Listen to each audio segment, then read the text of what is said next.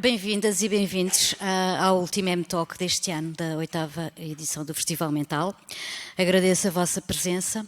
Como é o último dia fecho aqui no São Jorge, eu quero aproveitar já para agradecer, em meu nome pessoal e de toda a equipa, à EGEAC e ao Cinema São Jorge, por mais uma vez nos receberem da forma que têm recebido, que é 5 estrelas mesmo.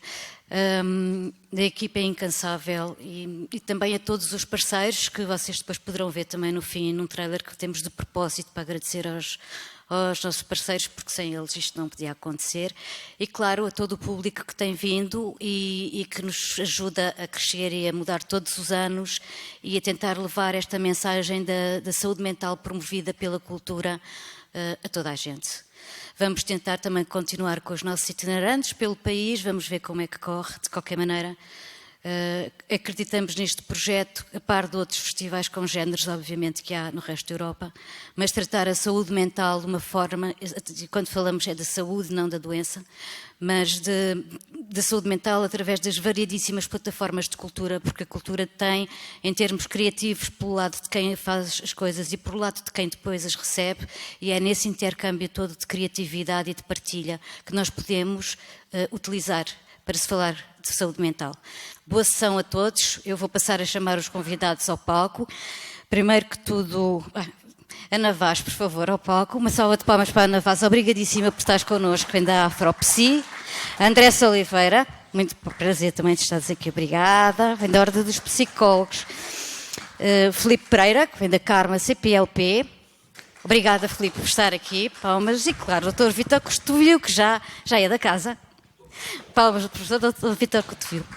Para moderar este painel todo, vamos ter a querida Flor Bela Godinho, da RTP. Uma salva de palmas para a Flor Bela. Boa M-Talk, até já.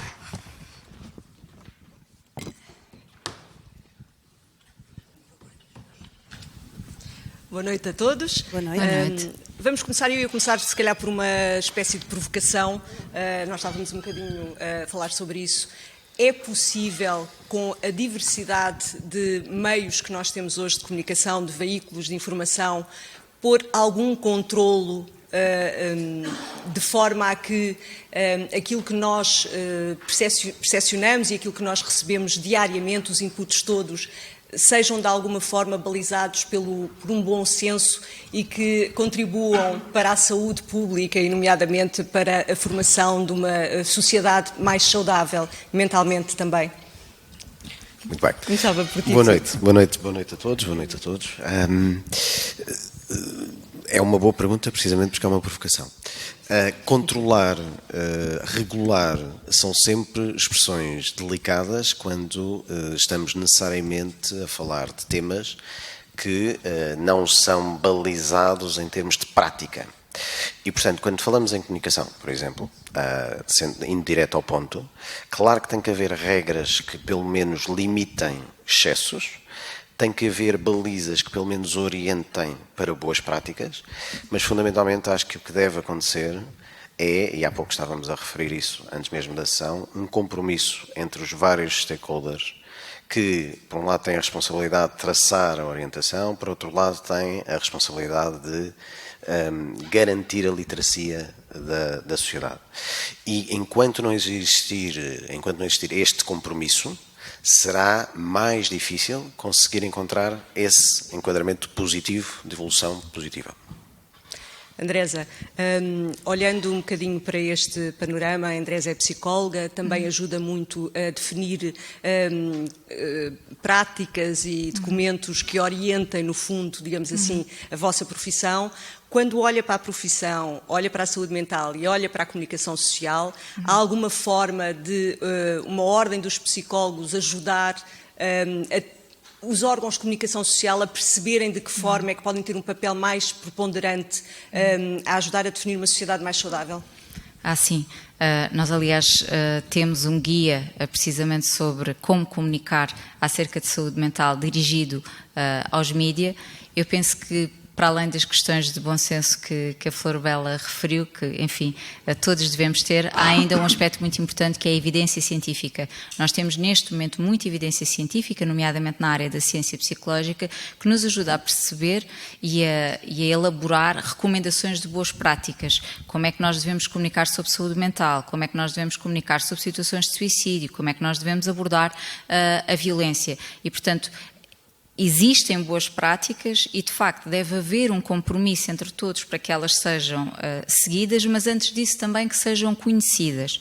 Sim, a comunicação social pode e deve ser um aliado fundamental na promoção da literacia em saúde mental, mas muitas vezes, e como os psicólogos fazem parte da população, os jornalistas e as pessoas que trabalham nos meios de comunicação social também fazem parte da população e, portanto, também eles precisam de literacia sobre a saúde mental. Portanto, esse também pode ser um passo importante. Promover a literacia junto dos jornalistas, das pessoas que trabalham na comunicação social, para que depois elas possam, então, ser aliados fundamentais na promoção da literacia sobre saúde mental para todos nós, para a população no geral. Ana, isto é fácil de dizer muitas vezes, mas quando nós estamos no terreno, como é o caso da Ana, que trabalha com com jovens, com crianças, com as famílias, portanto, numa vertente já muito prática do nosso dia-a-dia, de que forma é que sente que a realidade que passa por todos os órgãos de comunicação social interfere no cotidiano, nas relações familiares, no crescimento dos jovens? De que forma é que sente isso todos os dias? Boa noite. Antes de mais, obrigada pelo convite de aqui estar. Sem dúvida nenhuma que interfere bastante, porque muitas das vezes a informação que nos é passada é apenas um lado da história, não é? A própria comunicação social apenas passa um lado da história, o que depois acaba por trazer muitos constrangimentos naquilo que é a nossa prática diária no dia-a-dia. Nós sentimos que estamos constantemente a ter que quebrar barreiras que são criadas por estereótipos e por coisas que são muitas vezes passadas e que trazem dificuldades acrescidas para as crianças e os jovens e para as famílias que querem de alguma forma tentar ter uma realidade diferente daquelas que vivem todos os dias. No meu caso específico, eu, portanto, trabalho há praticamente 18 anos em intervenção comunitária e, portanto, esta realidade das histórias que são passadas causa muitas vezes angústia naquilo que é o nosso trabalho, porque é apenas um lado da história, não é? E é muito importante dar-nos a conhecer o outro lado da história, não é? Começando aqui pelas palavras que nós também partilhamos, que é este compromisso, não é? Não é apenas dizermos aquilo que consideramos que vai ser sensacionalista e que vai dar uma boa notícia, não é? É efetivamente termos este compromisso, e eu diria até uma questão de honra, de podermos contar a verdadeira história das pessoas. Vítor, como diria que é o mais experiente aqui em comunicar saúde mental através de um órgão de comunicação social, fê-lo durante muitos anos e continua a fazê-lo. O que é que acha que faz falta neste momento? Que novidade ou que, digamos assim, para romper alguns paradigmas, o que é que nós poderíamos fazer? Que passo é que deveríamos dar? Acho que está ligado. Está ligado. Sim. Há uma coisa que é difícil. Vamos lá ver. Nós não devemos ser ingênuos, mas também não devemos abdicar de algum idealismo. Isto para dizer o quê? Para dizer que é óbvio que vivemos numa sociedade de mercado. E vivemos numa sociedade onde há marketing de tudo, até marketing de significado, marketing de vida boa, há marketing de tudo. Portanto, é muito difícil quando se vive numa sociedade de mercado, e como estávamos há bocado ali a falar, quando os órgãos de comunicação social têm que estar inseridos numa sociedade de mercado, e uma sociedade de consumo, é complicado depois tentar passar notícias que sejam boas notícias, porque elas não são sensacionalistas, elas não chocam. Nós ouvimos nas redações, ouve-se muitas vezes dizer isto não é sexy. Isso. Não é? Esta notícia não é sexy. É curioso. Não é? Até a expressão isto não é sexy já é um enviesamento, na minha opinião, daquilo que é dar uma certa erotização simpática àquilo que é uma coisa que às vezes é mesmo tentar passar o que é chocante e que não é e que não faz uma boa pedagogia, não faz uma boa literacia em saúde mental. Porque há uma coisa que pode ser da nossa responsabilidade, que é quando comunicamos, em saúde mental ou noutra área, mas em saúde mental em particular, nós às vezes podemos correr o risco de ter alguma presunção, algum pedantismo intelectual a falar. Nós não devemos cair na asneira, transformar uma coisa que é complexa, que é a doença e a saúde mental, numa coisa complicada. O grande desafio é como é que tornamos simples uma coisa que é complexa. Não é tornar complicada, porque se alguém vai para a comunicação social ou vai a um noticiário utilizar uma linguagem meio esotérica, meio erudita, só porque isso é muito narcísico, isso não serve a ninguém, só serve ao umbigo do próprio. E, portanto, nós, na nossa área, temos esse desafio, primeiro, que é ter algum cuidado, e estamos a falar por colegas nossos, não é? Ter algum cuidado em não cair nesta tentação, porque estamos a prestar um mau serviço, estamos só a olhar para o umbigo. Isto é um primeiro ponto, esse sim podemos controlar. Ou seja, há um desafio enorme que nós temos que ser um bocadinho estoicos, só podemos gastar energia no que podemos controlar. O resto é difícil de controlar. Isto podemos, que é como é que comunicamos não complicando. Por outro lado, quando estamos a falar da doença mental, nós sabemos que aquilo que constrói o estigma da doença mental terá estruturado nos estereotipos, no preconceito e na discriminação. Os estereotipos, que é no domínio das crenças, os órgãos de comunicação social e nós temos de ter algum cuidado porque alimentamos os estereotipos. Claro.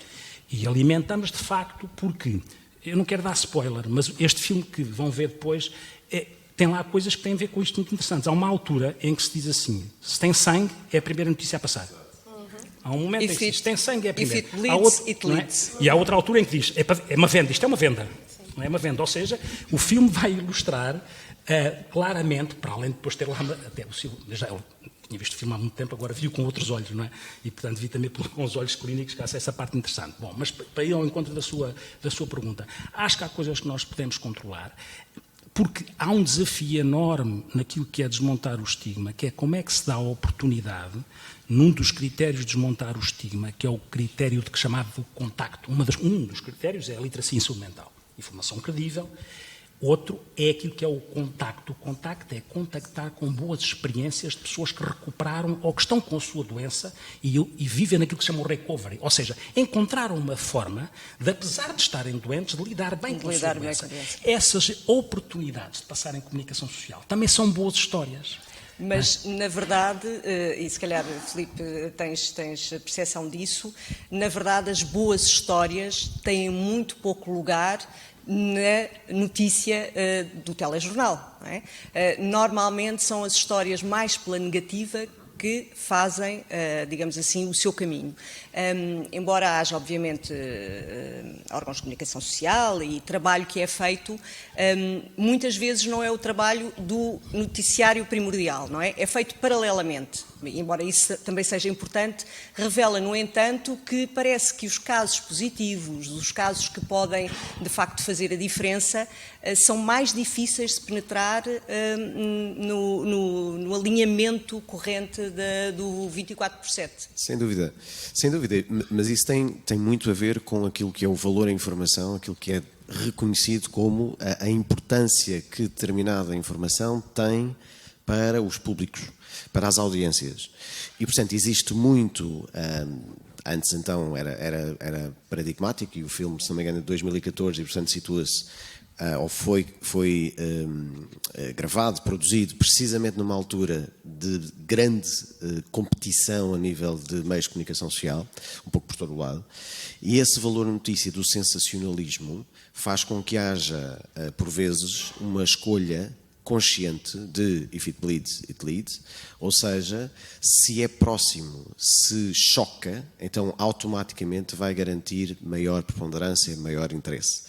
O que é que tem que acontecer? Tem necessariamente de acontecer o inverso, que é uma lógica de atenção àquilo que deve ser a causa pública e o serviço público. E aí depois há meios que são, obviamente, do setor público, há meios que são privados. É mais difícil controlar os privados, e um pouco alinhando com a primeira pergunta, Florbela, é muito difícil de tapar completamente ou de parar completamente determinada procura por conteúdo sensacionalista.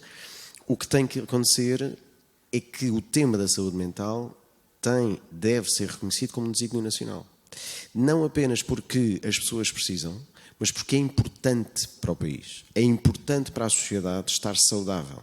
E enquanto não se falar fora do problema, fora da questão de ser um problema. E a Ana há pouco iniciava esta mesa redonda, esta tertúlia, precisamente dizendo, fala-se de problemas de saúde, de problemas mentais e não tanto de saúde mental. E enquanto a tónica, o ênfase não for colocado conscientemente na saúde, dificilmente estaremos todos alinhados a falar no mesmo contexto, com a mesma terminologia. É relativamente simples identificar que, noutras sociedades, o tema da saúde mental é falado nos meios, nos mídia, com maior preponderância positiva. Isso é notório e há diferenças significativas de país para país. O que muda não é os cidadãos desse país serem mais capazes ou mais habilitados. O que muda é o ser considerado um desígnio nacional, logo, todos os stakeholders, todos os interlocutores são chamados à sua responsabilidade. Voltamos outra vez ao ponto do compromisso. Mas há logo, desde logo, uma diferença entre doença, perturbação e saúde, não é? Andresa, nós, se calhar, falta-nos dar esse passo, como dizia o Filipe, deixar de falar apenas em doença e falar na saúde mental, ou seja, também no seu tratamento. E fazer com que o facto da pessoa necessitar de tratamento deixe de ser um estigma ou deixe de ser encarado como uma fragilidade do ser humano, não é? Sim, então eu concordo com o Filipe. A saúde mental, que é um contínuo, não é? A saúde e a doença vivem num contínuo, é uma questão de saúde pública. E, portanto, medir o interesse público de uma determinada notícia tem que ser medida em função do interesse público e não do interesse sensacionalista. E nós podemos abordar o mesmo tema, uma pessoa que se suicida, de um ponto de vista sensacionalista, ou de um ponto de vista de saúde pública e de interesse público. O que é de interesse público? É de interesse público que a pessoa perceba as consequências devastadoras de um suicídio para a família, para os amigos, para os familiares. É do interesse público que a pessoa perceba que as causas do suicídio são multifatoriais, não é porque se separou, não é porque teve um divórcio, não é porque morreu não sei quem, há uma série de fatores. É do interesse público as pessoas saberem que boa parte dos suicídios acontece em contextos em que há um quadro depressivo e que há tratamento para as depressões, assim como para a esmagadora maioria das perturbações de saúde mental, e isso sim é de interesse público e isso sim pode prestar um serviço à saúde pública. E na forma como nós construímos uma notícia, na forma como nós abordamos uma doença de saúde mental na comunicação social, nós podemos servir o interesse público cumprindo estes critérios, passando esta informação. Novamente estamos a falar de promoção da literacia, não é? De identificação do que é uma perturbação de saúde mental, de quais é que são as prevalências da doença. Voltamos aqui à questão do estigma, da desestigmatização. As pessoas com uma doença mental somos potencialmente qualquer um de nós, em qualquer fase da nossa vida, pode ter uma dificuldade ou um problema de saúde mental.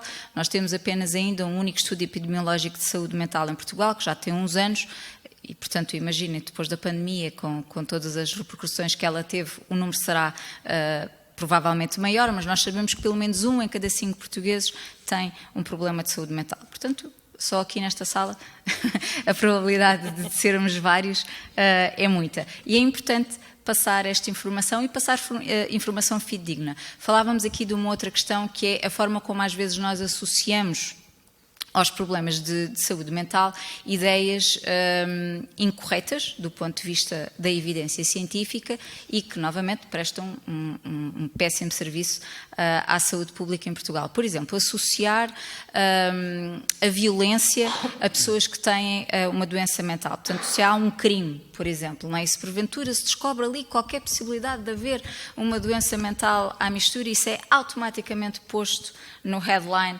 da notícia. Quando nós sabemos que isso não corresponde à verdade. As pessoas que têm uma doença mental, mesmo as pessoas com doenças mentais muito graves, têm 0,005% de fazer mal a outra pessoa, enquanto que a probabilidade de suicidarem, por exemplo, fazerem mal a elas próprias, é 10%. Portanto, esta é uma evidência científica que nós temos e que contraria o colocar-se numa notícia e abordar-se e se buscar e fazer-se uma associação que não corresponde à verdade. Claro. Ana, olhando para estas realidades que estamos aqui a dizer, Trabalhar com jovens hoje também introduz uma outra realidade da comunicação que tem a ver com as redes. E nas redes perpassa muito a ideia do eu, não é? A pessoa que muitas vezes os jovens, os adolescentes e até alguns adultos querem criar, às vezes é tão diversa da sua própria imagem que muitas vezes isso pode levar a um afastamento da realidade, não é? Ou seja, eu criei uma imagem na rede que não corresponde à realidade e eu já não consigo ultrapassá-la no meu convívio social. E, portanto, pode haver este receio. Isto é uma coisa que tem experienciado na sua experiência? Eu diria até mais do que isso. Eu acho que mais do que este afastamento do eu, há uma idealização, não é, permanente da vida que querem alcançar e achando que isto é sempre possível, não é? E ainda bem que tocou nesta questão das redes, porque é algo que, do nosso ponto de vista, tem sido extremamente preocupante porque está constantemente a criar uma imagem irrealista, não é? E a criar uma realidade completamente paralela àquilo que é a vida real, não é? E, portanto, nós assistimos a diversos fenómenos de uma série de jogos que foram sendo criados e que isto ia fazendo com que os jovens quisessem esta exposição e esta necessidade de meditização aumentasse grandemente. Portanto, o que eu acho é que cada vez mais a identidade é uma coisa que está-se a perder, não é? Há uma dificuldade muito grande em, principalmente os jovens, perceberem quem são, o que é que gostam, o que é que querem fazer, quais são as suas paixões, quais são os seus gostos e, portanto, vivem permanentemente uma vida idealizada, não é? E isto, aliando depois aqui à questão da promoção da saúde, não é? São coisas que a médio e longo prazo vão trazer os seus efeitos nefastos para aquilo que é uma vida em sociedade saudável, não é? E eu acho que, mais uma vez, esta questão das redes e da própria comunicação e a forma como isto é feita leva a que se desvirtue aquilo que é a verdadeira necessidade de nos encontrarmos, não é? Porque isto, falamos dos jovens, mas isto também é uma coisa que acaba por afetar os adultos. Claro. Obviamente que os jovens estão mais permeáveis a este tipo de situações, mas os adultos também, muitos deles passam horas e horas aqui agarrados a redes sociais e a idealizarem uma vida que é muito diferente daquela que eles têm. E, portanto, eu acho que volto aqui a focar esta questão do compromisso que todos nós temos que ter com esta promoção de uma saúde mental saudável, não é? Que é uma coisa que cada vez mais eu acho que estamos a trabalhar no sentido oposto, não é? Estamos a potenciar, falamos muito de saúde, não é? Falamos muito de promoção, mas a verdade é que no dia a dia isto é uma coisa que se vai afastando daquilo que deveria ser o nosso principal objetivo. Vítor, é muito diferente, se calhar, se falarmos em gerações mais antigas do que falarmos nas gerações mais novas. Mas o que é facto é que muitas vezes hoje numa família, nós, à hora de jantar, pode estar o pai com o telefone ao lado, a mãe com o outro, o filho com o tablet, a outra com os iPods e, portanto, deixa de haver comunicação dentro da própria família. Como é que nós conseguimos quebrar este ciclo? Às vezes é preciso... nenhum de nós gosta de proibir, não é? A proibição tem logo em si mesmo um estigma, mas se calhar não... Como é que nós conseguimos quebrar este ciclo? Dizendo às crianças, não traz o telemóvel para a mesa, não traz o jogo para a mesa. Como sabe, é um tema que está em cima da mesa agora em vários países, não é? Pronto, mesmo a nível das escolas. Das escolas, exato. Pronto, a questão que se coloca, há um primeiro princípio que é os jovens têm os ouvidos surdos para aquilo que a gente diz, mas têm os olhos bem abertos para o que vem. Isto para dizer o quê? Porque não há forma de influenciar ninguém a não ser pelo exemplo. Portanto, a legitimidade que eu tenho de dizer a um filho que não utilizas o telemóvel à mesa é diretamente proporcional ao facto de eu ir ver um mail à mesa. Eu estou a falar que eu já fiz isso, não é? Claro. Ou os netos, não é? Pronto. E, portanto, mesmo não proibindo, eu também não sou a favor daquilo que é proibir. E também não sou a favor das coisas estanques, porque isso tem a ver com o contexto. A vida é analisada em contexto. E os contextos às vezes são diferentes. E se a minha neta, que tem 2 anos, vai ver a Xana Toc Toc, e eu tenho de decidir se vale a pena ver ou não vale a pena ver, nas tantas, a forma como eu comunico com ela através da Xana Toc Toc pode fazer com que não esteja desvinculado da Xana Toc Toc através daquele intermediário. Não dou de Xana Toc Toc para eu estar a fazer outra coisa qualquer e eu próprio desligar e estar a ver as minhas mensagens. Portanto, a forma de fazer é muito importante. Não é? Ou seja, não haver um afastamento total dos pais da realidade onde os filhos estão imersos, claro, não é? A forma de fazer é importante, se não seguimos regras, se não dizemos até aos 3 anos as crianças não têm acesso a tablets. Pronto, isso é uma regra, mas a minha neta não tem 3 anos, por exemplo. E, portanto, há aqui, isto tem a ver com uma forma básica de gerir. Não vale a pena a gente tentar gerir sem ser pelo exemplo. Ponto 1. Ponto 2. Não é verdade, e isso aí aflige-me, que as redes sociais podem não permitir aquilo que é sistematicamente a pessoa ficar escrava de redes sociais, porque tem uma componente aditiva, porque nós temos um circuito de recompensa onde a dopamina é acionada, que é a mesma que faz com que eu me drogue, é a mesma com que eu faço likes e cliques num dispositivo. Claro, porque aquilo impulsionados aciona pelo tal algoritmo de que falávamos, aquilo aciona o meu sabe circuito de exatamente o que é que recompensa. nós queremos ver. E aí eu posso ficar refém disso. E tem um problema, porque quando se falou aqui dos jogos, há uma questão fundamental que se nós formos perdendo, e podemos perder, que é a capacidade empática, e haver uma insensibilidade empática, ou uma simulação empática que os psicopatas têm. Vejam o filme. Não é? E, portanto, a simulação empática não tem nada a ver com a empatia. É a representação da empatia. A empatia só se treina naturalmente quando eu estou perante si em carne e osso. Porque quando eu estou com o ecrã, eu não estou com os sentidos todos. E, portanto, quando eu vejo alguém a matar alguém, eu não vejo as consequências no jogo que é matar alguém. Aquilo não puxa pela minha compaixão. Porque eu não estou a assistir com cheiro, com tato, com som. Eu não estou a assistir ao sofrimento. E, portanto, isso não permite ou desvirtua a possibilidade de eu desenvolver a minha capacidade empática. E aí temos de ter alguma atenção. Porquê? Porque os jovens, quando estão a crescer, em termos neurobiológicos, o nosso cérebro, em determinada altura, tem períodos que se chamam de florescimento das redes neuronais e de poda das redes neuronais. Como é que isto acontece? Acontece porque na relação com o outro, e para aquilo que eu vejo, vou criar redes que podem ser redes empáticas. Os neurônios vão comunicar mais uns com os outros. Se eu não tiver esse estímulo, eu não tenho essas redes, esses circuitos desenvolvidos.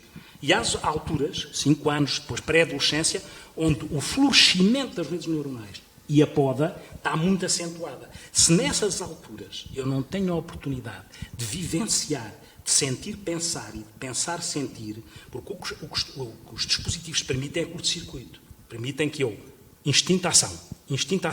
E eu preciso de pensar, sentir, pensar. Preciso de elaborar. Preciso de passar por dentro das minhas vísceras as coisas boas e as coisas más. E voltando ainda à questão das notícias, mesmo uma notícia má, quando se passa uma notícia de violência ligada à doença mental, e a Andresa já desmontou, os doentes mentais só são mais complicados se largarem a medicação se tiverem uma doença grave ou se consumirem coisas. Isso aí é que torna mais complicado, como para os outros seres. Se eu consumir drogas, também posso fazer disparate. Ou se tivesse o efeito do álcool, também posso fazer disparate. Sendo que, quando as notícias são passadas, mesmo essas, normalmente não se passa dizendo se aquela pessoa, porventura, deixou de fazer o tratamento. Ou se, porventura, até estava sob o efeito do álcool. Não, é um doente mental. E, portanto, o que fica é ligar violência à doença mental. E pode ter acontecido que aquela pessoa já não está sob monitorização. E isso era importante, mesmo que se passasse essa notícia, então se faça o contraponto. Não é? Que se dissesse isto. E isso não é muito estranho, era só dizer isso. Não, é? Não, mas na verdade o que nós temos hoje são redações inundadas por gente jovem, muita gente jovem, mal paga, sem o necessário enquadramento, muitas vezes, da própria profissão e das regras mais básicas, e, portanto, isso retira aos órgãos de comunicação social a capacidade de tempo, reflexão e conseguirem, não é, dar esse valor acrescentado que é escavar um bocadinho mais, saber um bocadinho mais sobre aquele caso. E deixa-me dizer uma coisa, vamos lá ver, eu também não gosto de pôr sempre, acho que isso é mau, pormos a responsabilidade de tudo que se passa fora de nós. Quando nós estamos aqui, e através da cultura, isto também tem a ver com aquilo que é uma sociedade. Ou seja, a qualidade de uma sociedade também se mede pela forma como ela pode aderir a isto que é organizado, que é intermediar a saúde mental com cultura. Agora a gente pergunta qual é o grau de adesão que as pessoas têm a uma coisa que é intermediar cultura e depois são capazes de ficar pseudo-indignados. Mas intermediar cultura com saúde mental tem a ver com a qualidade de uma sociedade. Porque senão o que é que acontece? Não podemos pôr responsabilidade só fora de nós. Porque quando um reality show tem as audiências que tem, ele faz uma coisa muito simples. Ele vai ao encontro das coisas naturais em nós. O que é que a gente de um reality show quer ver? O reality show proporciona voyeurismo, projeção, sublimação e evasão, que são coisas nossas. O que é que ele proporciona? Hoje a gente quer saber se aquele bateu no outro, se aquele foi para a cama com o outro. Isto nos extremos. E depois queremos saber quem é que se zanga com o outro, quem é que gosta do outro. Então, mas isso é o ser humano. Isto é o ser humano. Portanto, o reality show explora até ao limite o que o ser humano é. E, portanto, se não há mais nada em termos de cultura, claro, então eu vou consumir aquilo, porque aquilo, no fundo, puxa por isto que eu tenho em mim. Claro, mas isso é sempre uma pescadinha de rabo na boca, e voltaríamos aqui ao início, à indústria da comunicação e etc. Mas, centrando agora outra vez um bocadinho nas notícias, nós também sabemos, por vários estudos, que o consumo de notícias aumenta quando, por exemplo, há guerras, desastres climáticos, portanto, há uma procura grande por parte do público, porque querem estar ligados à realidade, querem, no fundo, acompanhar a evolução de alguma coisa que pode interferir na sua própria vida. E isso acaba muitas vezes por ser, no caso, por exemplo, das guerras, e temos nos últimos anos assistido a várias, desde logo a da Ucrânia, que entrou no meio de uma pandemia, portanto já vínhamos do tempo da pandemia, depois foi a guerra da Ucrânia. Tudo isto deve ter introduzido na sociedade stress, ansiedade, muito mais, em muito maior escala do que antes destes eventos. Não sei se, Andresa, tens alguma percepção? Sim, é natural que, perante um conflito armado, ou perante uma pandemia, pelos mesmos motivos, a comunicação social sirva como um meio de favorecer o conhecimento e a informação sobre essa situação. No entanto, ao mesmo tempo que o faz, pode também contribuir para a formação ou para a evolução da percepção de risco da população face àquela situação e para os tais sentimentos de ansiedade, de preocupação, de stress acerca do conflito. Que recomendações de boas práticas é que existem então? Ou seja, para nós não entrarmos apenas por aí, como é que nós podemos abordar a questão de um conflito armado nos meios de comunicação social de forma a proteger a saúde pública, a proteger o bem-estar e a saúde mental da população? A questão do equilíbrio, em primeiro lugar, é fundamental. Começamos pela questão da saliência. Se 80% do telejornal dá notícias sobre a guerra, isto cria uma percepção errada por parte da população, uma saliência excessiva, exagerada na comunicação daquele tema. Portanto, tem que haver um equilíbrio na saliência que se dá à comunicação daquele tema. Depois, tem que haver um equilíbrio também relativamente a evitar a polarização entre bons e maus, os vencedores e os vencidos. E isso faz-se apresentando vozes de ambos os lados, ouvindo especialistas, comentadores de ambos os lados, humanizando as pessoas também, aquelas que participam na guerra, os soldados, os refugiados, os requerentes de asilo. A questão da humanização é muito importante também. Nós chamarmos a atenção quando comunicamos sobre o assunto para os efeitos que naquela altura parecem ser invisíveis da violência, mas que são efeitos fundamentais, quer a médio, quer a longo prazo, a exclusão social, a pobreza, o desemprego, os problemas de saúde mental que os conflitos armados também provocam. A questão da linguagem, como aliás em qualquer comunicação que se associa à saúde mental, já começámos também a falar um pouco sobre isso.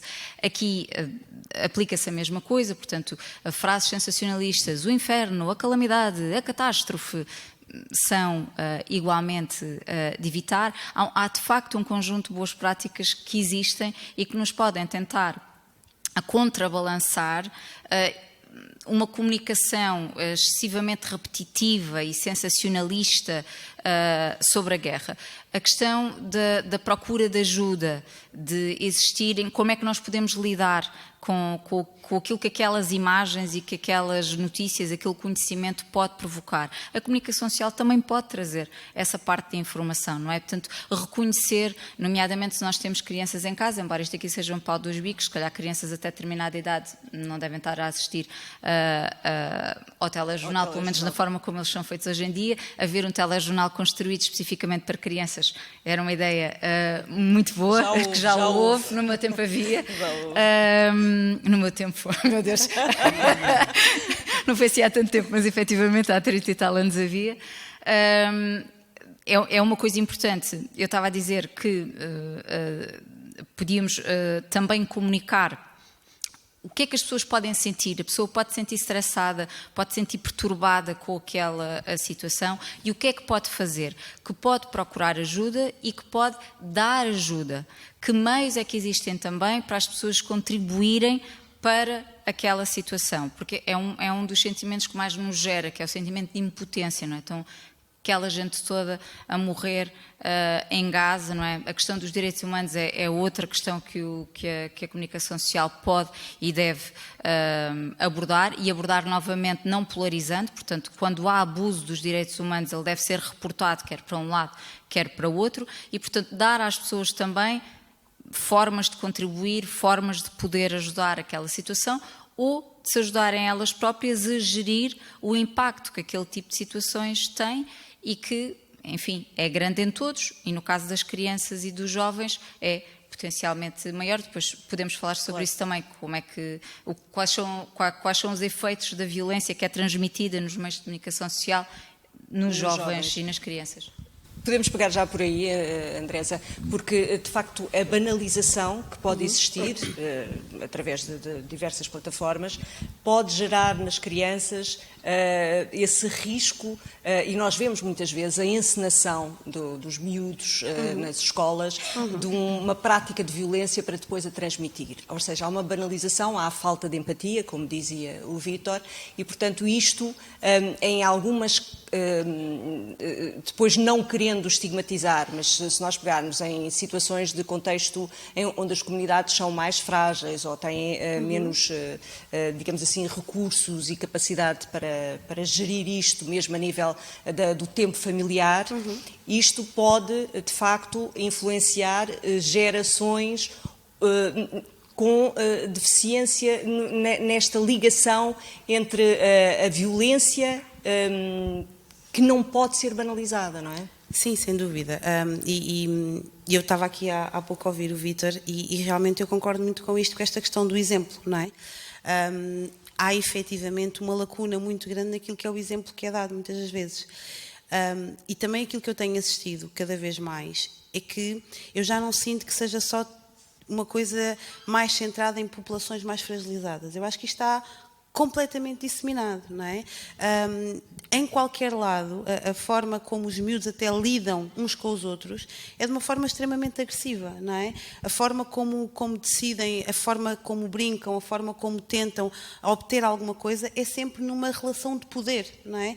Não é de uma relação de respeito, de cooperação. Não, é poder. Eu quero, posso e mando. Portanto, isto é uma coisa que, sinceramente, eu sinto que está disseminada a qualquer zona, mais, não é? dos números da violência no namoro estarem a aumentar, não é? Sem dúvida, não é? E lá está, e mais uma vez, há falta de informação? Não há, não é? O que eu acho que há é cada vez menos uma maior fragilidade, não é? Naquilo que nós consideramos que é uma prevenção saudável, não é?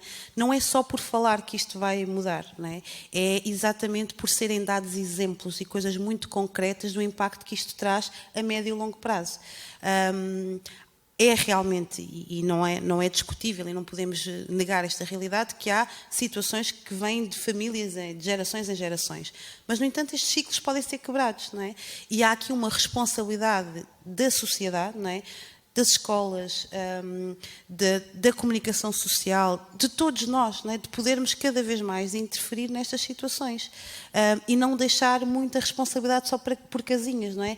A responsabilidade é daquele, aquele é que faz. Não, nós temos que nos apropriar desta responsabilidade que é geral, de que temos uma ação e que temos que fazer alguma coisa para mudar isto. Porque quantas vezes são aquelas em que nós assistimos a determinadas situações e olhamos para o lado, não é? Não nos metemos, não... E isto é uma coisa que também faz com que esta violência seja também banalizada. Dou um exemplo muito rápido. Minha filha entrou recentemente na escola pública e os recreios é uma coisa completamente assustadora. É assustador ver a forma como os miúdos brincam, não é?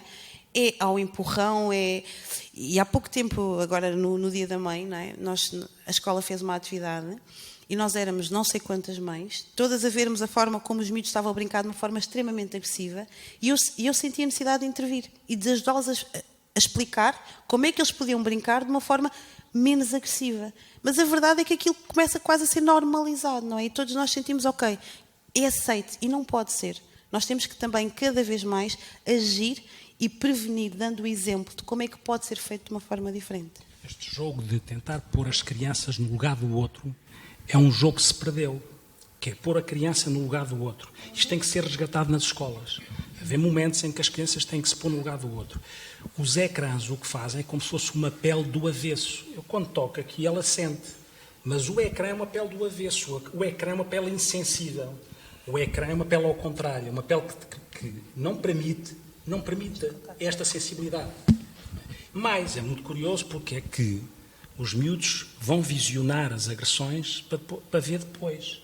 No filme acontece, ele diz que quer ver, ele vê as peças, ele vê as peças que grava, que é uma coisa muito narcísica e muito puxar pela dopamina, não é? Mas os miúdos fazem o mesmo, os miúdos gravam e quando estão a gravar os movimentos agressivos, até dói assistir àquilo, porque estão completamente indiferentes, distantes daquilo que se está ali a passar, para depois vão todos ver.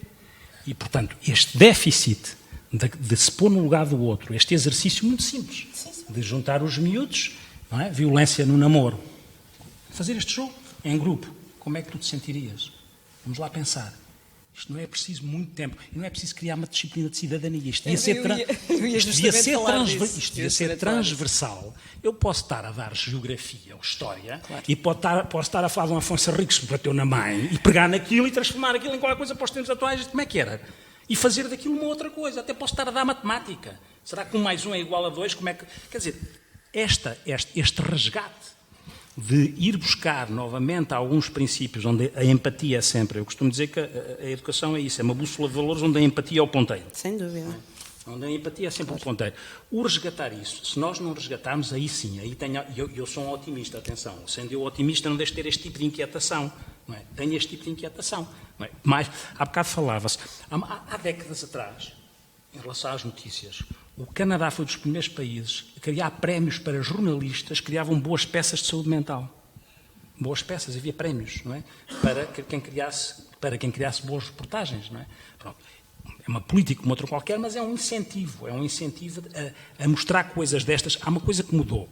Quando nós falamos, quando estava a pensar que vinha aqui, há uma coisa que mudou, que é, há muitos anos atrás, assim como sabe, há países onde se desenvolve muito a formação jornalística em determinadas áreas, normalmente na área científica. Claro. A cultura portuguesa não tem tanto, não é? Não tem, pronto. Infelizmente. E há essa cultura. Passou a haver uma coisa, que, por isso é que ligando não tem ao que porque ser especialista sai caro, não é? Pois, exatamente. E cada vez, agora seria menos, não é? Agora nem há espaço para ser especialista, não é? Pronto. Porque agora tem que se fazer tudo. E, como disse os jovens depois, têm que fazer pela vida. Mas há uma coisa que vão fazendo, e por isso é que essa é a responsabilidade nossa. É que há muito tempo atrás, já que não há especialistas, têm tendência a chamar os especialistas para comentar. E isso não está mal, na minha perspectiva, desde que os especialistas não caem na tal tentação de tornar a linguagem esotérica e hermética. Claro. Senão não vale a pena. Porque isso aí sim, ou seja, vão tentar fazer... Mas também há um risco agora. A pandemia fez uma coisa que nós temos de ter algum cuidado, nós que somos da saúde mental, que é... Há aqui uma tentação de ser um modismo. Eu nunca fui chamado tantas vezes às organizações para falar de saúde mental e nas organizações. Já fiz tantas vezes. Eu até gosto de fazer porque é um tema que me interessa, a liderança e saúde mental. Mas dá para perceber quais são as organizações que estão a utilizar aquilo num registro utilitário. Percebe? Está na moda, é uma checklist. Picou. Isso tem pouco interesse. Isso verifica-se, Filipe, ou seja, há da parte das organizações uma apetência para perceber de que forma é que a saúde mental os pode servir. Claro que sim. Cada vez mais as organizações estão sob a abrangência de critérios, seja a nível de sustentabilidade e inclusive com esta lógica um bocado de moda relativamente à sustentabilidade, ao ESG, há critérios que se focam precisamente na saúde mental dos colaboradores, dos trabalhadores. E acaba por ser o checklist que o Vítor estava a referir, em que as organizações, efetivamente, a única coisa que querem fazer é garantir esse checklist sem necessariamente perceber qual é que é o verdadeiro impacto da saúde mental, inclusive na produtividade. Há aqui várias coisas que foram sendo faladas. O simples facto de a filosofia estar completamente arredada da componente formativa dos jovens faz com que esse momento para pensar e refletir quem eu sou, quem é o outro, essa empatia, essa relação de presença e de interação com os outros, efetivamente não fique devidamente formada na personalidade do indivíduo.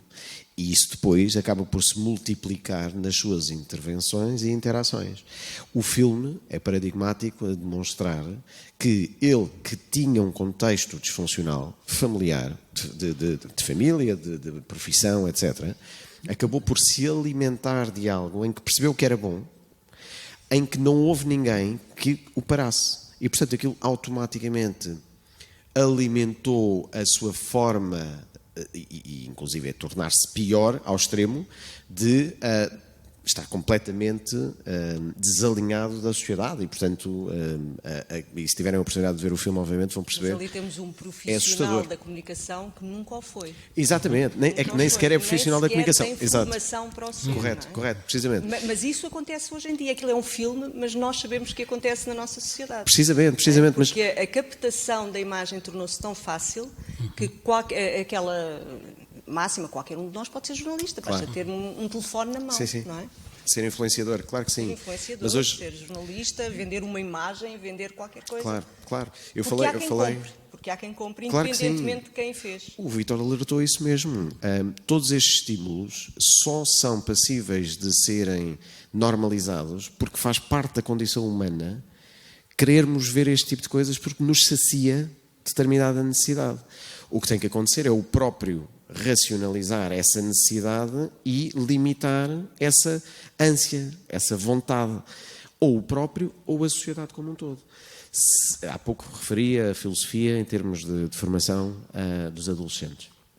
Nos cursos que formam profissionais, em particular de comunicação, e a Flor Bela conhece bem o contexto, estas temáticas são faladas muito en passant, mas não são efetivamente discutidas em termos de impacto, de quais é que são os desafios éticos e morais que um profissional tem que enfrentar para que depois esteja habilitado em momento de trabalho fazer escolhas do sim ou do não. O estar habilitado e o poder dizer eu não vou fazer isto porque acho que efetivamente não é um bom papel, não é aquilo, não é o que eu quero fazer.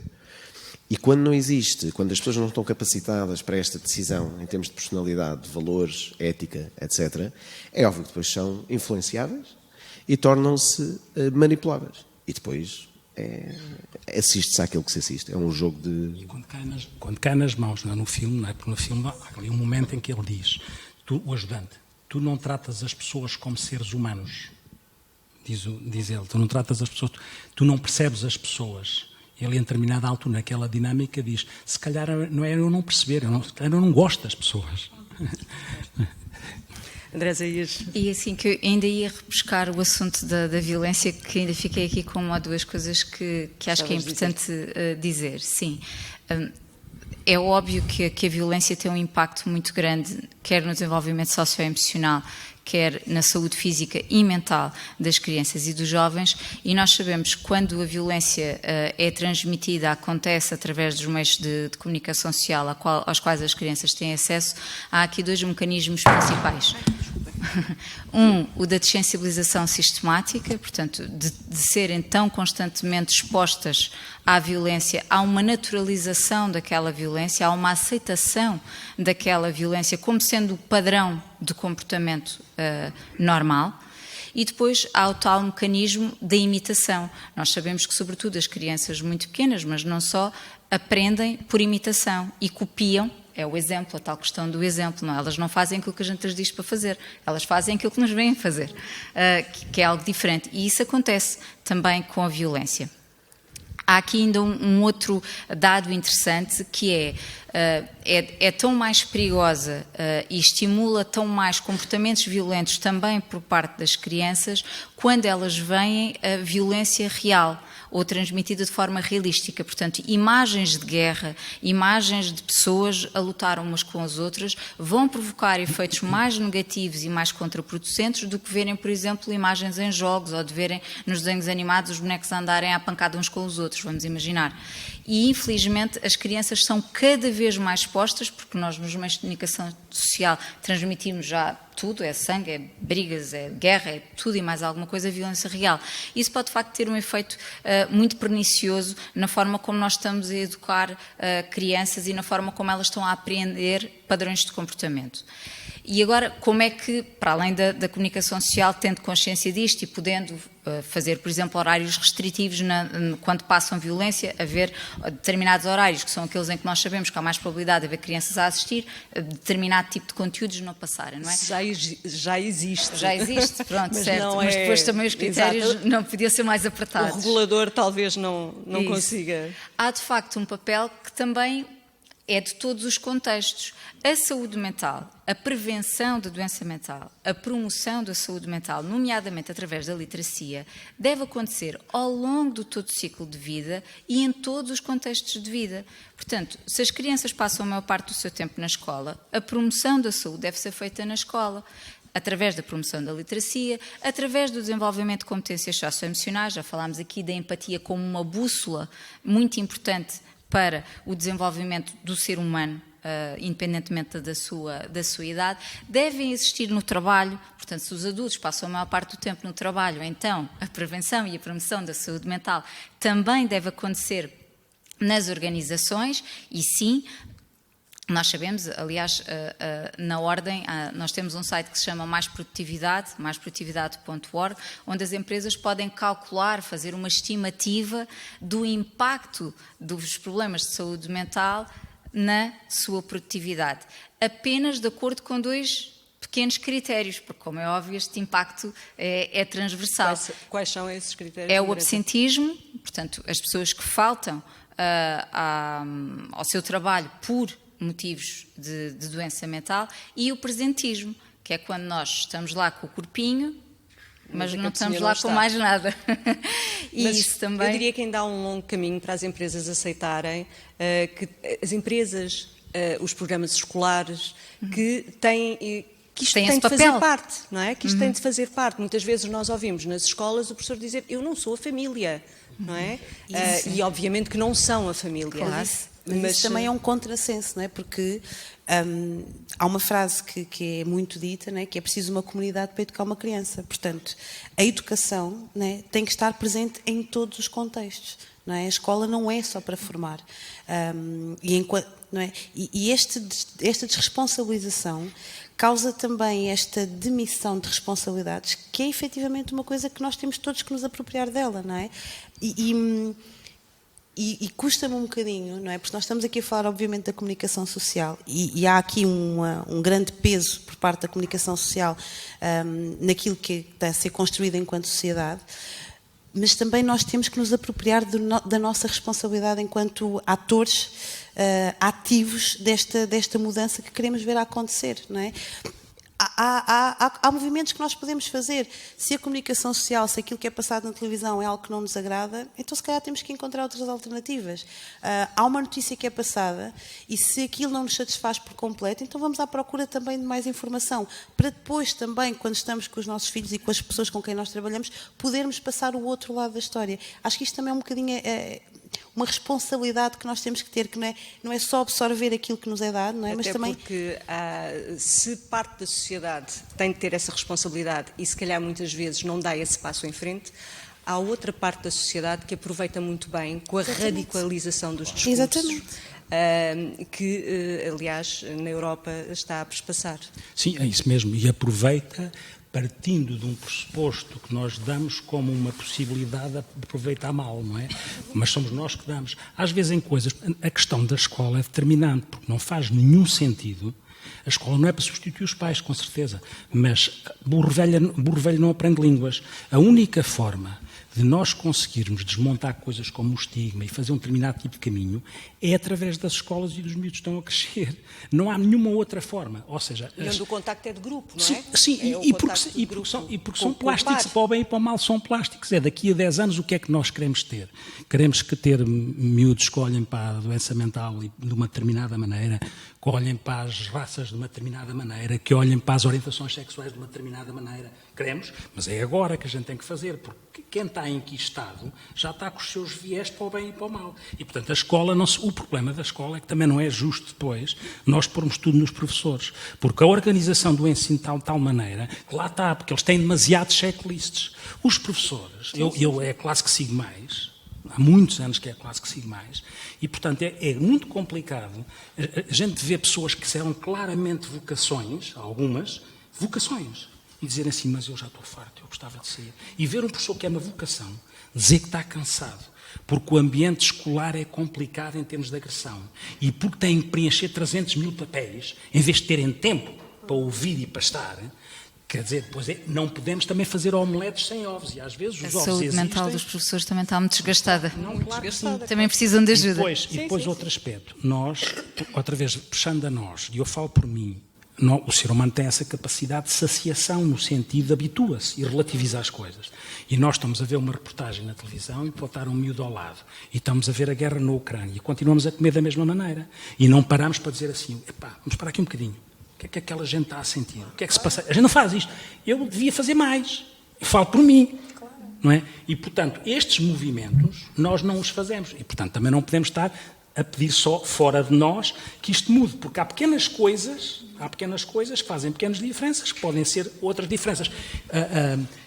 Na visão desta quinta-feira, passa publicidade, é a revista que eu leio, a Margarida Vaqueiro Lopes, subdiretora da Visão, faz uma crónica que se chama Somos Todos Ingênuos, e ela mete, sobre a morte do Paul Auster, e mete a mulher do Paul Auster, que também é escritora, como sabem, a Síria Ostvet, ficou indignadíssima de roubar uma privacidade, porque toda a gente já sabia da morte do Paul Auster antes deles terem tempo de avisar as pessoas da família, e ela estava indignada, roubaram-nos a privacidade. O Paul Auster, que não era um homem das redes sociais, as redes sociais fizeram-no um homem das redes sociais. E ela acaba a crónica dizendo, será que é injusto? Não, a Síria Ostred diz, será que no mundo atual é pedir muito com um bocadinho de gentileza, respeito e amor? Gentileza que é uma palavra que eu gosto muito, e que se perdão, é uma palavra que eu gosto muito. Ela diz, será que é pedir muito? E depois a Margarida Vaqueiro Lopes acaba a crónica dizendo, será que é ingenuidade nós fazemos parte daqueles que não vivem para as redes sociais? Não vivem para as redes sociais? Será que isso é ingenuidade? E será que, sendo assim, não é preferível ser ingênuo do que perder a noção e a empatia? É assim que acaba a crónica. Será que não é preferível ser ingênuo do que perder a noção e a empatia? A crónica desta quinta-feira da Visão, que é giríssima, porque é curtinha, mas é giríssima. Claro. Eu diria, só se me permitem, raramente, isto é uma análise que se faz em termos do conteúdo que acaba por ser publicado na comunicação social. Embora haja cada vez mais referências à saúde mental, não há um aumento significativo de referências às 3 palavras-chave: literacia, prevenção, promoção. Não há. E, portanto, estão ausentes das peças de conteúdo porque, inclusive, não há propriamente muito conteúdo a ser elaborado nesse sentido. Há o Dia Mundial da Saúde Mental e toda a gente fala de saúde mental, as organizações todas colocam programas e posts nas suas redes a dizer que dão muita importância, e quando passa ao Dia Mundial da Saúde Mental há uma total ausência de comunicação sobre o assunto. Outra das coisas que não é falada, pelo menos considero eu, opinião pessoal, é efetivamente esta lógica de sentido de empatia que permite esta relação e de respeito pela humanidade. O facto de não haver pessoas que publicamente assumam esse papel é pura e simplesmente indicador, quanto a mim, vocês saberão melhor porque são profissionais da área, sinal de que a sociedade está doente. E, portanto, não é uma questão da saúde mental do indivíduo, é a sociedade no seu coletivo. Nós, neste momento, precisamos de ser tratados. Saúde mental da sociedade tem que ser vista, tem que ser aceite, para depois, se uma pessoa, e sabem isto também melhor do que eu, só aceitando que tem um problema é que eventualmente vai olhar para a forma como se resolve. Seja na educação, literacia através da educação, seja literacia através da cultura. Pois já agora, sociologicamente. Olha o microfone. Isto é uma opinião pessoal e arriscada, mas é aquela que é a minha. Sociologicamente, na minha perspectiva, temos de ter muito cuidado com as culturas identitárias, para ver se elas não perdem realmente os valores que estão em causa. Porque começa a acontecer que, inclusivamente, pode ser identitário ter uma doença mental. Acho isto uma falta de respeito para as pessoas com doença mental. Ou a doença mental ser uma identidade positiva. Sim, neste momento, quem não tem uma perturbação de ansiedade está fora da moda. Ou Completamente. todos são bipolares, não é? Não é? Ou todos têm perturbação de déficit de atenção com hiperatividade, alguns são mal educados, outros não têm mesmo. Ou são Outros têm- agitados como as crianças com um crescimento saudável são. Exatamente. E, portanto, e isto também é importante, sim. Porque eu acho que nós vivemos muito entre o 8 e 80, não é? Ou é uma coisa ou é outra. Portanto, não há um meio termo. E isto eu gosto muito de dar este exemplo, que é... vivemos no preto e no branco, não é? Mas quando nós olhamos para as cores entre o preto e o branco, há uma série de cinzentos, não é? E nós esquecemos Está a estes... dizer uma coisa interessantíssima, porque é isso, eu concordo consigo perfeitamente, porque passou a haver, em determinada altura, um fetichismo pelo poder e pelos objetivos e pelas métricas, e do outro lado, uma certa glamorização pela vulnerabilidade. Sim, sim, sim. A vulnerabilidade é muito glamourosa. Não, a vulnerabilidade é para se respeitar, não é? Claramente. Não é uma coisa glamourosa, não é? Claramente. E estes extremos são perigosos. Muito perigoso. E eu acho que isso é uma das coisas que nós mais temos que estar atentos, não é? A não estarmos constantemente entre o 8 e 80. O equilíbrio é difícil de encontrar, mas é possível, não é? Mas isso é uma necessidade. Portanto, há o perigo do identitarismo, mas é porque não há identidade própria. Exatamente. E isto, há pouco nós estávamos aqui a falar também, eu estava a ouvir o Filipe com muita atenção, que é, na minha prática profissional, nós trabalhamos em programas de prevenção. Supostamente. Porque depois aquilo que nós acabamos por estar a fazer permanentemente é trabalhar na crise. Ora, portanto, se estamos a trabalhar na crise, nós não estamos a trabalhar na prevenção. Isto é uma falsa ilusão que é dada de que, efetivamente, nós estamos a trabalhar na prevenção. A prevenção não pode ser feita a curto prazo. Portanto, a prevenção tem que ser algo que tem que ser muito bem planeada, tem que ser muito delineada e que não pode ter um prazo de acontecimento. Nós temos N programas de promoção de competências pessoais e sociais para crianças e jovens que têm um tempo limite de acontecer, 3 anos. Em 3 anos nós ainda estamos a criar relação, que é outra coisa que também falta muito nos dias de hoje, é criar relação. Nós na nossa prática profissional falamos muito do conectar, não é? E nós estamos aqui e eu preciso me conectar convosco, não é? Eu preciso desta proximidade. Sem isso, eu não posso estar efetivamente a fazer um trabalho terapêutico, não é? E, portanto, nós esquecemos que é preciso conectar para depois podermos prevenir, para depois existir verdadeiramente mudança de comportamentos. E nós estamos constantemente a passar passos, não é? Queremos muito e falamos muito e no papel é tudo muito bonito, mas na prática estamos constantemente a passar passos. E depois vivemos isto, não é? E vivemos esta insatisfação de que estamos todos a tentar fazer a construção de algo diferente e que efetivamente a médio e longo prazo terá efeitos, mas que é difícil. Falamos muito na medição de impacto, não é?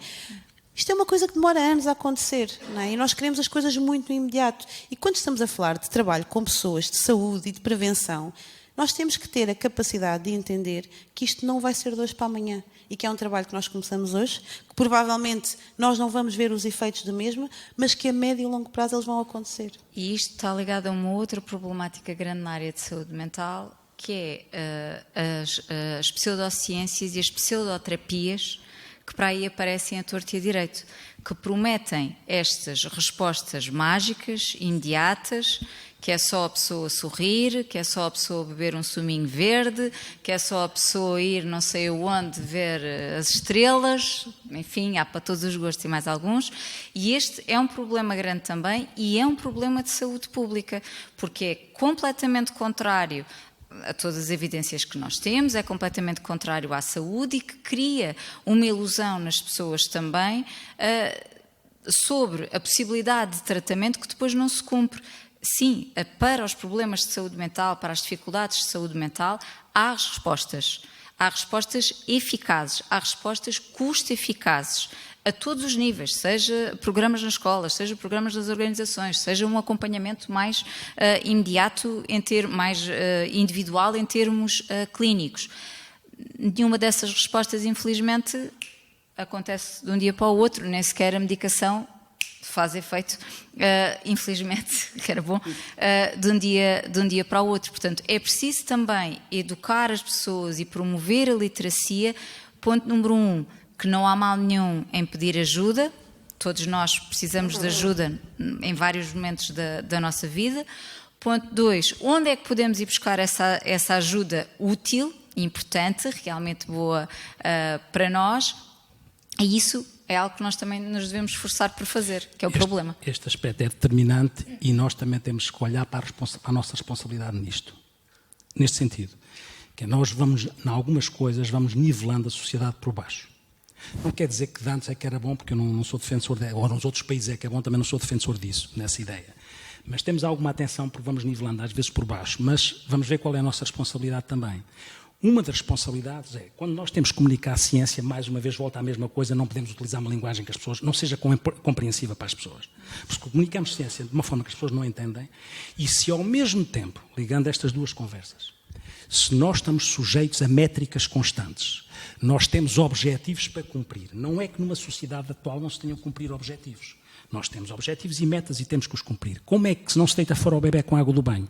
Porque em saúde mental, nas outras saúde também, mas em saúde mental em particular, se nós ficamos só reféns de objetivos e métricas, o que pode acontecer é que deitamos para a sanita a relação.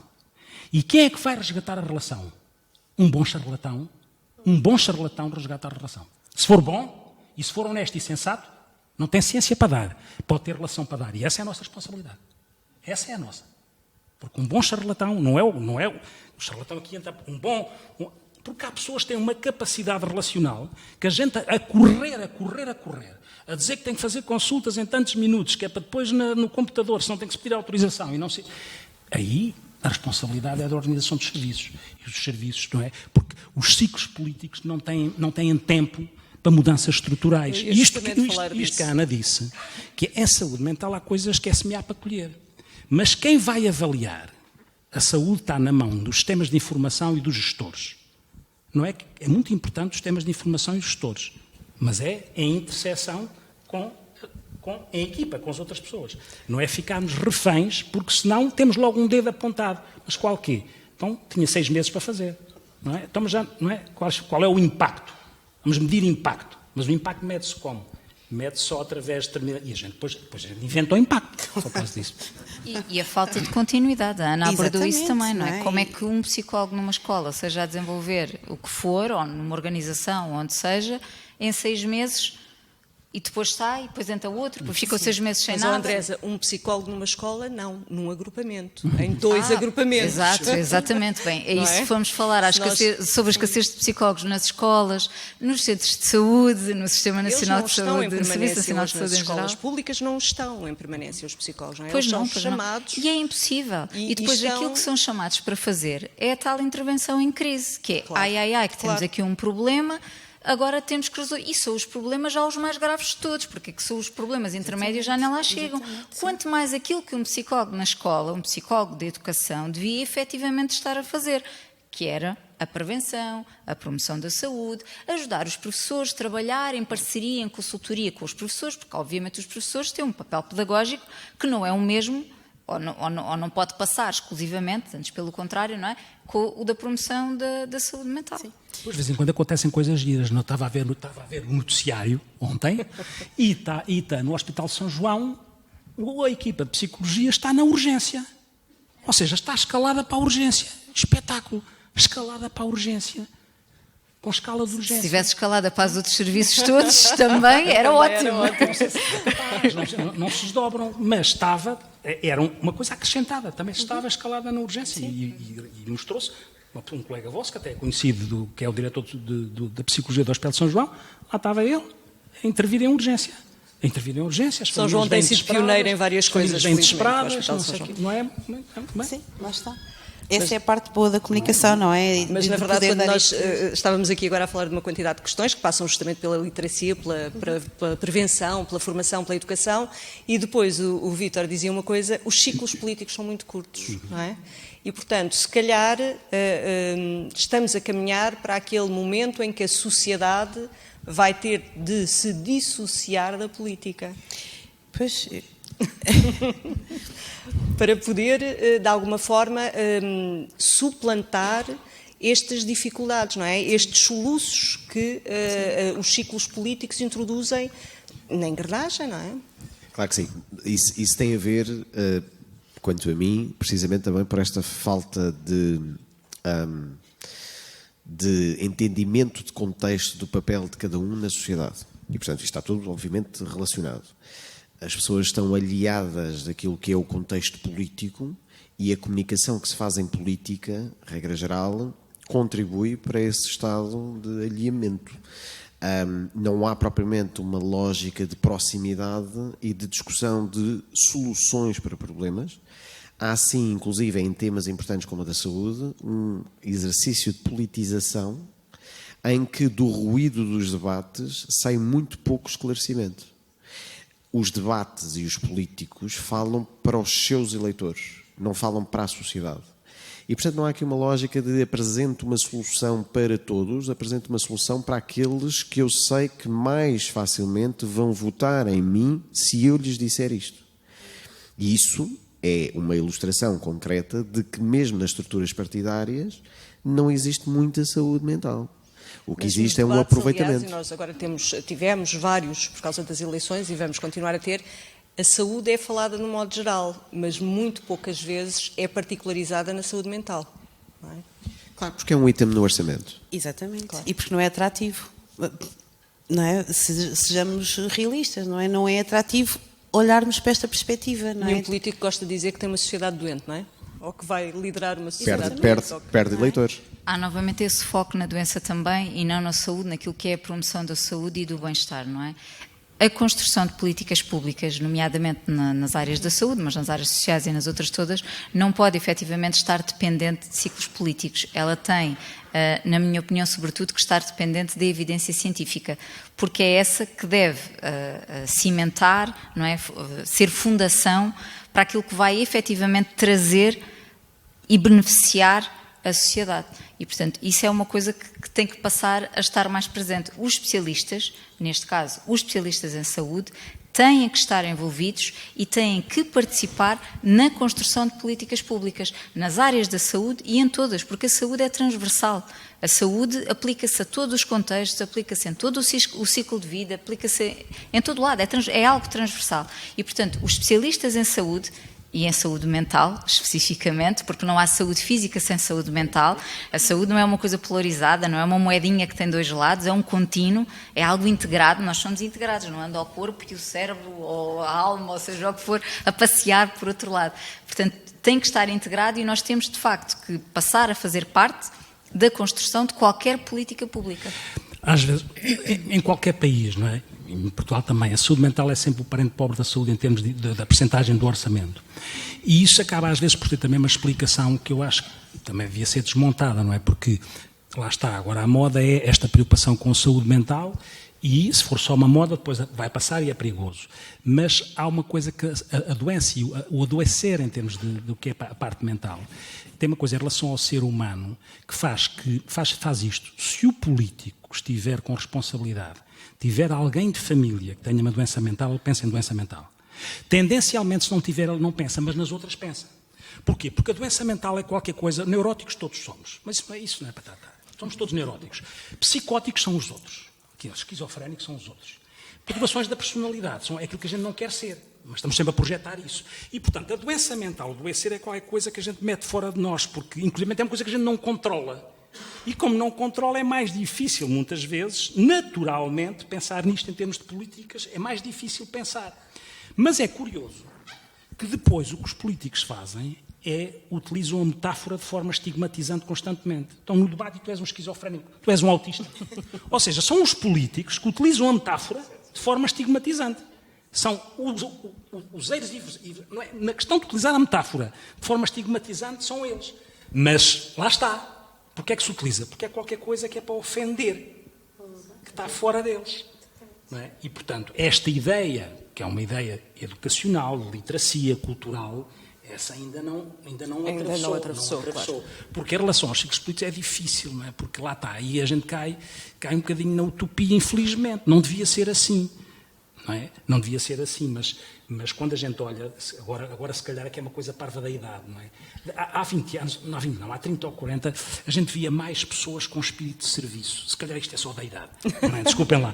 Agora, pessoas com espírito de serviço, a causa pública, não, que é mais difícil, parece-me, não quer dizer que não haja, mas havia... Se calhar tinham mais tempo para cumprir esse espírito de serviço, não é? Os ciclos, de facto, também eram diferentes. Não é? E a sociedade não era tão acelerada. Não é? A sociedade não era tão acelerada. Não tinha tantos estímulos, não tinha tantas solicitações. Agora a sociedade é assim que vê.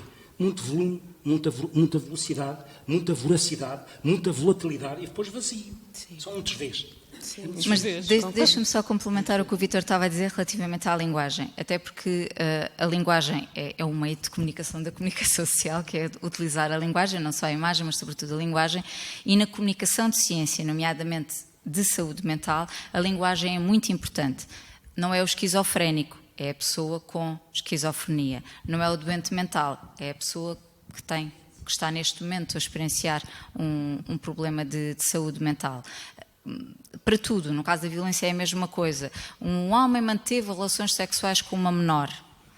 Relações sexuais são uma coisa, violação e violência são outra completamente diferente. Ele não teve sexo, nem manteve relações sexuais com a menor. Ele violou a menor.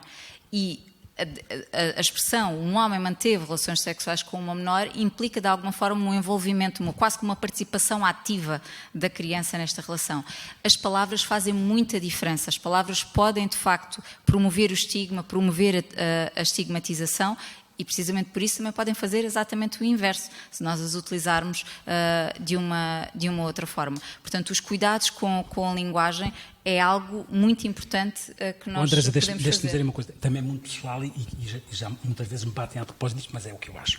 Que é assim, a linguagem e com duplo sentido. Ou seja, a linguagem é muito importante, mas reparem o paradoxo. É como a Andresa diz, é uma pessoa com doença mental. Mas se eu quiser transformar nos momentos atuais identitários, que uma pessoa com doença mental é uma coisa positiva e é identitária, ou seja, se eu confundo a minha identidade com a minha doença, então eu estou a contrariar a ideia de que a pessoa não é um esquizofrénico, que é uma pessoa com uma esquizofrenia. É um paradoxo. Nós próprios caímos em paradoxos. Por exemplo, há um paradoxo com que eu... Não é um paradoxo. Há uma expressão com que eu sempre bati de frente e está completamente instalada, mas é muito pessoal, que é assim... Ali houve uma altura que eu até gozava com isso, não é? Para o mal e para o bem não achavam graça. Mas eu achava paciência.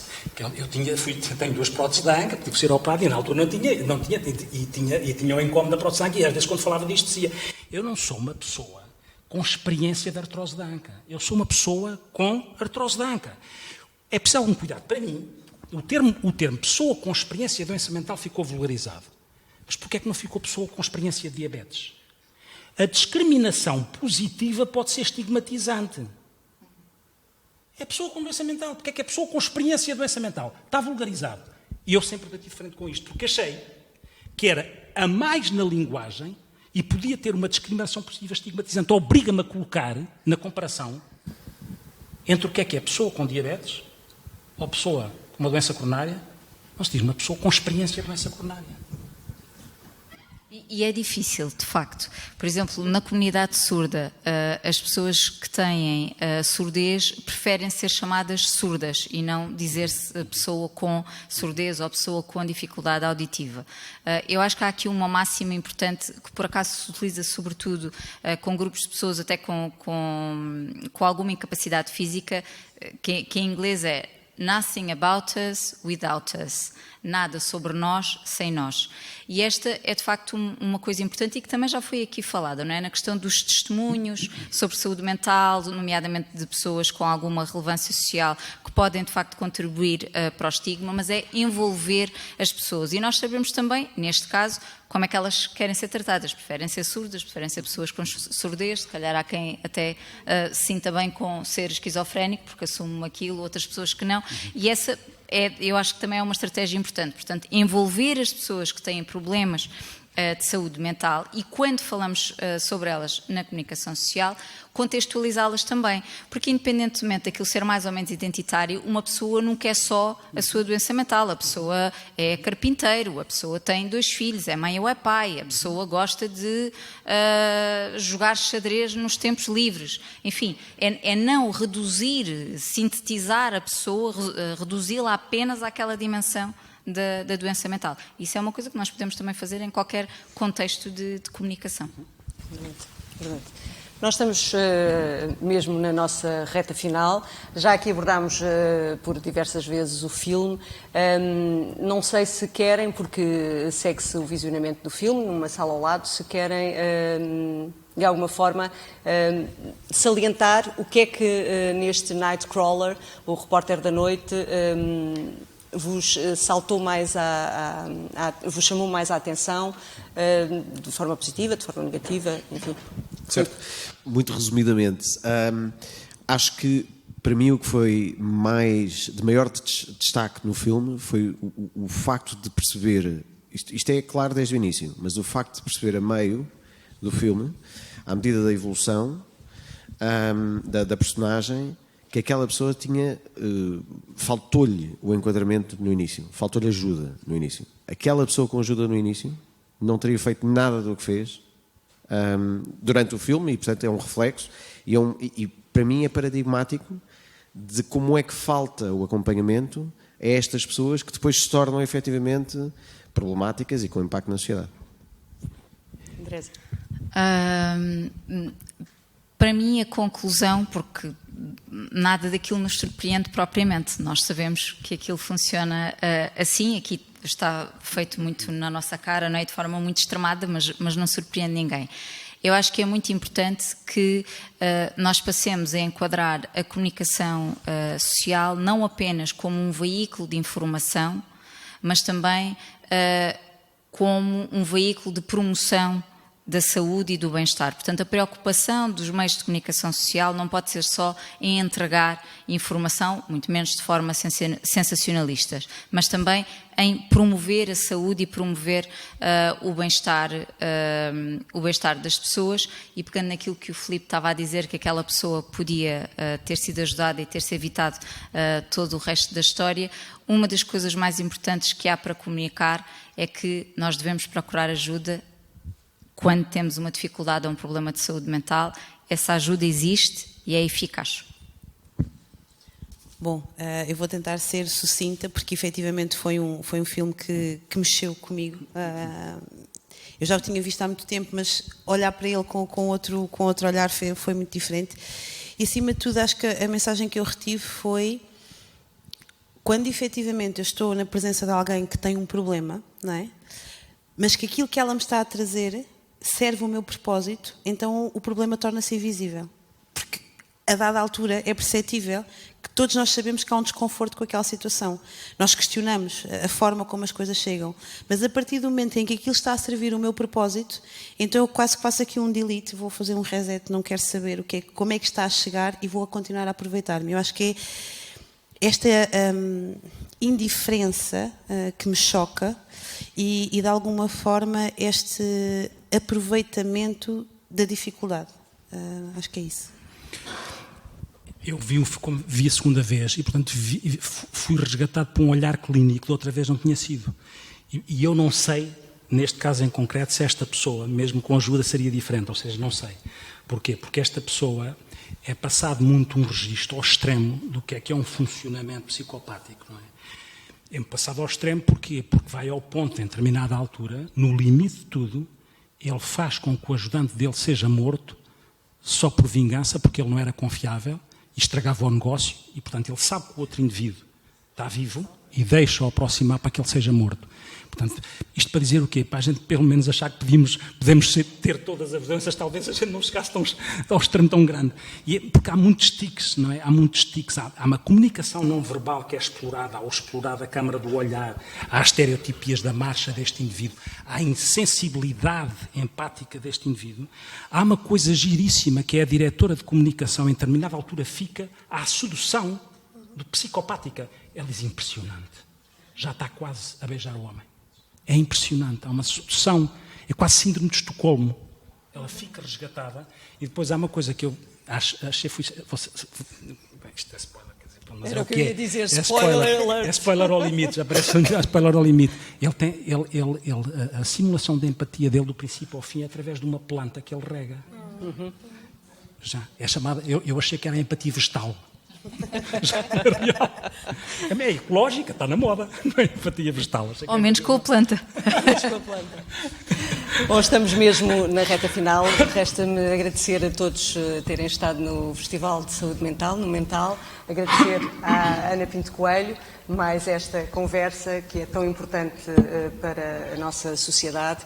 E, como jornalista, obviamente que continuarei a lutar para que as notícias que nós veiculamos e aquilo que o meu grupo, a RTP, põe no ar todos os dias, seja balizado por algum bom senso, pela formação, por uma contextualização e pela procura do rigor, que acho que é o que é mais importante. Obrigada. Obrigada.